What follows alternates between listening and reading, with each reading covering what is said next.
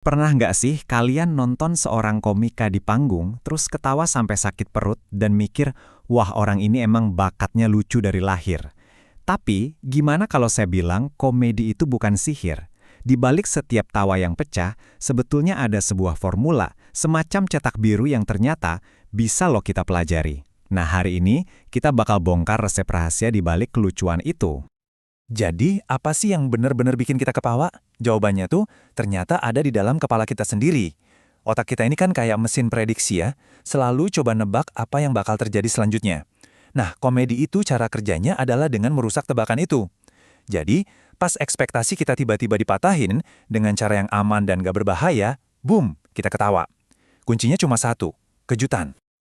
Oke, buat membedah semua ini, kita bakal pakai peta yang simple banget dari bukunya Alan Tamalagi. Namanya Kerangka KDI. KDI ini singkatan dari 3 pilar utama komedi. Pertama, konsep, yaitu gimana cara nulis leluconnya. Kedua, delivery, atau gimana cara kita menyampaikannya. Dan ketiga, improvisasi. Ini nih, jurus pamungkas pas semua nggak berjalan sesuai rencana. Anggap aja ini resep dasar kita. Ini dia agenda kita hari ini. Pertama, kita bakal bedah konsep dan gimana formula rahasia buat nulis lelucon. Terus, kita masuk ke delivery, karena ya, lelucon paling brilian sekalipun butuh penyampaian yang juara. Habis itu, kita bakal belajar improvisasi, senjata rahasia kalau di panggung ada kejadian tak terduga.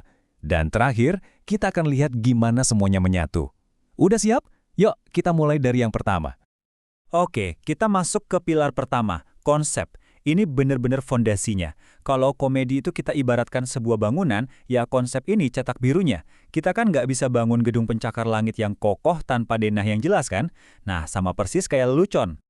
Jadi, teori di balik ini namanya teori ketidaksesuaian. Dan inilah mesin yang bikin tawa itu muncul. Mau contoh paling gampang dan paling Indonesia banget. Kaleng biskuit Kongguan di rumah nenek. Ekspektasi kita apa? Biskuit manis yang enak. Realitanya, pas dibuka isinya rengginang. Nah, jarak antara harapan dan kenyataan itulah yang lucu. Itulah ketidaksesuaian dalam bentuk nyata. Terus, gimana caranya kita sengaja menciptakan kejutan ini? Pakai aja formula 3 langkah ini. Pertama, setup. Di sini, kita ngajak penonton jalan di satu jalur yang masuk akal. Kedua, konektor. Kita bikin mereka makin yakin kalau jalur ini benar. Dan yang ketiga, punchline. Kita tiba-tiba banting setir dan menabrakkan ekspektasi mereka. Simple, tapi kalau dieksekusi dengan benar, hasilnya mematikan. Yuk kita bedah lelucon dari Alan Tamalagi ini. Setup-nya, saya fobia ayam, dikejar. Otak kita langsung ngebayangin situasi yang serem kan? Konektornya, serius. Wah ini makin memperkuat ekspektasi kita kalau bahayanya itu nyata. Lalu, jeng-jeng, punchline. Dia bilang, mau nikah sama aku. Dalam sekejap, cerita horor tadi langsung hancur dan diganti sama komedi romantis yang super absurd. Sempurna. Oke, sekarang kita udah punya nih amunisi leluconnya. Pertanyaannya, gimana cara kita nembakinnya? Metode lama itu biasanya nyimpan lelucon paling kuat buat di akhir. Tapi zaman sekarang, komika-komika hebat itu membangun sebuah perjalanan. Mereka nyusun lelucon-leluconnya jadi sebuah cerita yang nyambung. Kenapa? Karena penonton sekarang nggak cuma pengen ketawa, mereka pengen ngerasa terhubung sama ceritanya. Nah, sekarang kita lanjut ke pilar kedua, delivery. Kalau tadi konsep itu resepnya, delivery ini cara masaknya. Kita bisa aja punya resep masakan bintang 5, tapi kalau masaknya pakai api yang salah, ya hasilnya bakal gosong. Disinilah kita mengubah tulisan di kertas menjadi sebuah pertunjukan yang hidup. Coba deh lihat angka ini, 60%. Ada penelitian yang nunjukin kalau variasi vokal aja bisa ningkatin keterlibatan penonton sampai 60%. Ini gede banget. Dalam komedi, ini krusial. Kalimat yang persis sama bisa jadi lucu banget atau malah garing, cuma karena beda nada suara. Suara kita itu instrumen utama di atas panggung. Jadi, apa aja sih pilar-pilar delivery yang kuat itu? Semuanya berawal dari percaya diri. Kita harus yakin dulu kalau lelucon kita itu lucu. Terus, mainkan intonasi dan tempo buat ngebangun ketegangan. Pakai juga bahasa tubuh buat ngegambarin cerita kita. Dan yang paling penting, hayati materinya. Penonton tuh bisa ngerasain loh mana yang tulus dari hati dan mana yang cuma sekedar hafalan.